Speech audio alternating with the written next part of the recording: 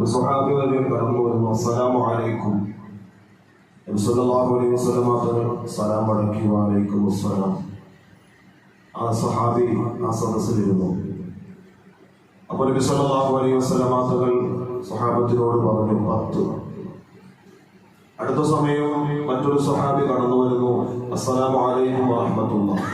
നബി സല്ലല്ലാഹു അലൈഹി വസല്ലം തങ്ങൾ സലാം മടക്കി സ്വഹാബത്തിനോട് പറഞ്ഞു 20. മറ്റൊരു സഹാബി മൂന്നാമത് കടന്നു വരുന്നു.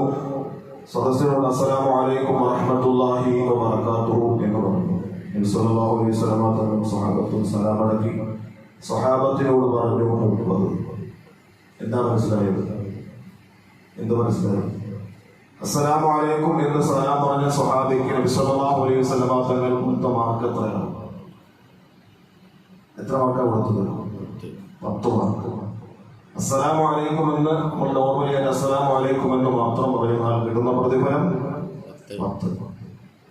രണ്ടാമത് കടന്നു വന്ന സ്വഹാബി അസ്സലാമു അലൈക്കും വറഹ്മത്തുള്ളാഹി എന്ന് പറഞ്ഞപ്പോൾ നബി സല്ലല്ലാഹു അലൈഹി വസല്ലം തങ്ങൾ അദ്ദേഹത്തിന് കൊടുത്ത മാർക്ക് 20. എത്ര പ്രതിഫലമുണ്ട്? അസ്സലാമു അലൈക്കും വറഹ്മത്തുള്ളാഹി എന്ന് കൂടി പറയുമ്പോൾ 20 മാർക്ക്, 20 പുണ്യം നമുക്കുണ്ടാവും.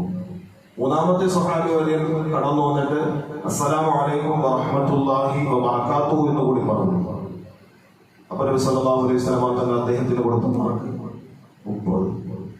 അപ്പോൾ നമുക്ക് അസ്സലാമു അലൈക്കും എന്ന് പറയുമ്പോൾ എത്ര മാർക്കേ കിട്ടുള്ളൂ? അല്ലാഹുവിന്റെ അടുക്കൽ എത്ര പ്രതിഫലം കിട്ടുള്ളൂ?